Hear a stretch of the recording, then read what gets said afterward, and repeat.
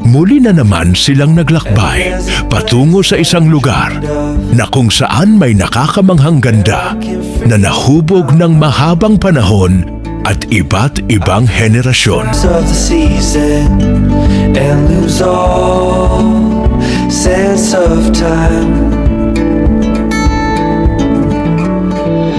I'm moving far away to a sunny place. Hello guys, so nandito na po tayo sa may Minitayak ng San Pablo. Meron pala siyang entrance. Ito guys, yung entrance fee niya, 60 pesos per head. Ito nga pala guys yung lugar ng Minitayak. Subukan nating pasukin guys sa akyatan. Tingnan natin kung ano yung mga magandang view pa na makikita natin dun sa taas. So yun guys, let's go. Nandito na tayo sa may taas ng mismong Minitayak. Magbabayad lang muna tayo ng entrance. So magpark lang po tayo ng motor doon. Ayan. So pakita ko lang sa inyo guys itong ang Minitayak. Ito yung itsura nya guys. Ayan. Tapos ito yung mismong hagdan papunta doon sa may taas. Takyatin natin mamaya guys yung area na yan. Pero magbabayad muna tayo ng entrance fee. Nagbayad ka na? Eh mga paninda rin ba sila dyan? Wala. Sakay ko sa'yo eh. Wala silang ano. Nakundahan tayong dali. Sumunod sa parking na sana. Kitang kita rito sa taas San Pablo area yan. May mga reminder lang guys na nakapaskil dito. Ayan. Check natin guys yung mga alaga nilang hayop dito. Itak. Oh. Tipong kadar na daw. Ayan o, ibong adar na yan o. Ayan o. Pigak yan. Pikak ba yan? Ganda o. Wala mo tayong pangkain. Wak wak wak wak wak. Ayan o. Wak wak wak wak wak. Pikak. Ito guys, ewan ko anong hayop to. Ito siya guys, yung mga nakawala. Sanay siya na pinapakain sila oh. Sila malapit eh. Andun yung daan. Hindi daan. Hello! Hindi ang parot. Di ba para siya? Hello! May tawag dyan. Hello! Hindi yan nagsasalita. Ano sa salita yan? Hello! Hi! Oh, mukhang sanay siya na pinapakain siya oh. Kaya nga tayo pag... Hi! Hello! Good morning! Good afternoon na. Good afternoon ba? Oh. Good afternoon! Galing eh, no? Ang laki ng ang laki ng ano niya, tuka. Natalon no. Hindi naglalakad. Hello! Hello! Hello, what's your name? Galing eh, no? Nag-aabang ng pagkain. Kaya nga, parang sanay siya na pinapakain siya, no? Wala tayong pagkain eh. Nag-aantay. Ito nga, pakain ka niya. Ang galing. Kaganda lang dito guys, so marami siyang bulaklak. Bukod sa maganda yung view niya. Taas naman. Doon sa taas mag picture taking.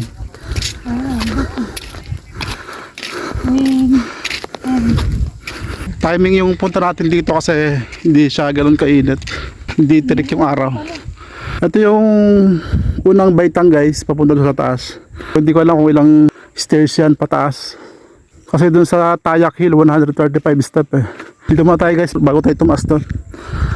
Dito muna tayo pumunta. Ayan guys, ito yung lower area ng Tayak.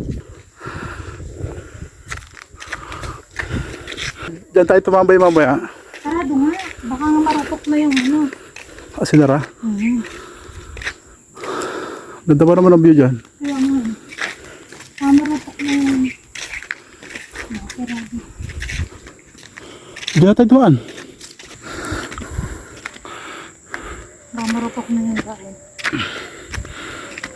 Mas mahirap pa. Ha? Tayo dumaan guys pataas dito sa kalsada. So nga lang hirap. Torsado yung paa mo. So guys, may hawakan naman siya dito. Sayang. Kita nyo naman yung dadaan natin. Ayun o. Patirik. Inhale. Exhale. Dami ng bahay. Kita-kita siguro yan pag hindi masyadong. Saan?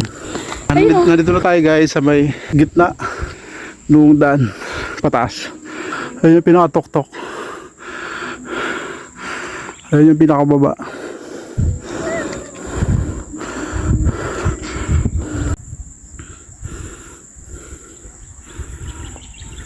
Hindi nang mabulaklak eh. Ang pagpasok.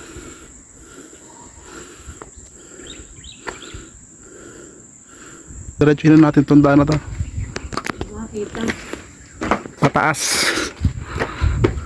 Mamaya natin bibilangin guys pagbaba. Kasi ibang way yung dinaan namin dito sa mga kabilang side. So siguro simula dun sa taas pababa. Bilangin natin mamaya kung ilang stairs to, ilang hagdan. Sakit. Parang kagaya din pala nung Tayak Hill. Ito may paalala uli.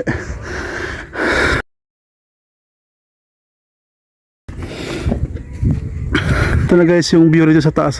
Grabe, ang ganda no. Ganda ng view rito guys. Ayan guys, meron siyang bahay ron. Ayan. Itong area natin, tuktok na siya ng bundok. Pero meron pa palang mas mataas dito. Mas mataas pa siya dito guys yung bundok na yan. Yung mga bahay pa siya dun sa panel ng bundok. Baka merong karsada pa rin yan guys sa area na yan. Ito sa kabila. Oh. Wala pa tayo dalang tubig. Ito yung view niya guys, kabilang side. Ayan. Doon tayo guys nanggaling doon sa baba na yan, sa may kalsada. Ayan. Yata yung bahay. Ayan, may dumaan na motor. Doon tayo sa may kalsada na yan. Ayan, yung sa baba. Ayan, nanggaling. So, yung area na yan ay area ng San Pablo. Nandito tayo ngayon sa may tuktok ng Tayak Hill ng San Pablo. Ito yung makikita nyo guys, yung meron siyang bahay pandalanginan. Kaso, sira-sira na yung kaya sabi niya. Pero may mga pumupunta pa rin dito guys. First time lang namin nakapunta rito. Medyo namangha kami dun sa ganda ng view rito guys sa area na under construction pala itong bahay pandalanginan dito sa tuktok ng Tayak. So ginagawa siya ngayon, na-repair. Kaya may mga scaffolding. Ito yung bahay pandalanginan. Marami siyang bato. So, meron palang CR dito guys, kaso naka-close siya. Kailangan nyo na magbawas dun sa baba pa lang. Ang Mini Tayak ay isang sikat na pasyalan at destinasyong pangturismo na matatagpuan sa loob ng St. Ambrose Biodiversity Farm. Sa Barangay Atisan, San Pablo City, Laguna. Tinawag itong Mini Tayak dahil sa pagkakahawig nito sa tanyag na Tayak Hill sa karatig bayan na Rizal, Laguna. Kilala ito sa pagkakaroon ng magandang tanawin, view deck, na overlooking sa mga bundok at lawa ng Laguna. Ang Mini Tayak ay bahagi ng isang pribadong sakahan na nakatuon sa biodiversity at agrikultura. Nagsimula itong sumikat bilang isang tourist spot noong bandang Nobyembre 2020. May mga ulat na sa paligid ng Mini Tayak Hill ay nakatuklas ng mga lumang artifacts na pinaniniwala ang may kaugnayan sa mga Filipino-American Irregular Troops noong panahon ng digmaan. Kung mapapatunayan ng mga eksperto, ito ay magbibigay ng mas malalim na kontribusyon sa kasaysayan ng San Pablo. Ang lugar ay dinadayo dahil sa 360-degree view ng Laguna, kabilang ang tanawin ng Mount Banahaw, Mount Cristobal, at ang mga karatig na lawa at bayan. Guys, yun yung bahay pandalanginan. Yung sa kabilang side guys, yung hagdan. So, yun guys, dito muna kami. Papalipas lang kami ng oras dito. Yun guys, so time check, 12:43 AM pa lang, PM. 12:43 PM. Kaya pala sobrang tirik na nung araw. So problema, wala kami dalang tubig. Wala siyang bilihan ng pagkain sa tubig. Kaya kailangan talaga pag pupunta kayo dito, may dala kayong baon. Hindi ko na alam kapag summer. Kasi syempre pag summer maraming taong pupunta rito. Malamang yun. Kasi ngayon, February pa lang naman. So siguro baka next month. Baka siguro meron na rin sila siguro mga paninda dito sa pag summer. Tiis-tiis lang muna tayo ngayon guys. Pero mo ko ng bag nito yung bag. Ano ba? Ayan, nakasangkot siya. Nasa kabila yung ano, lock.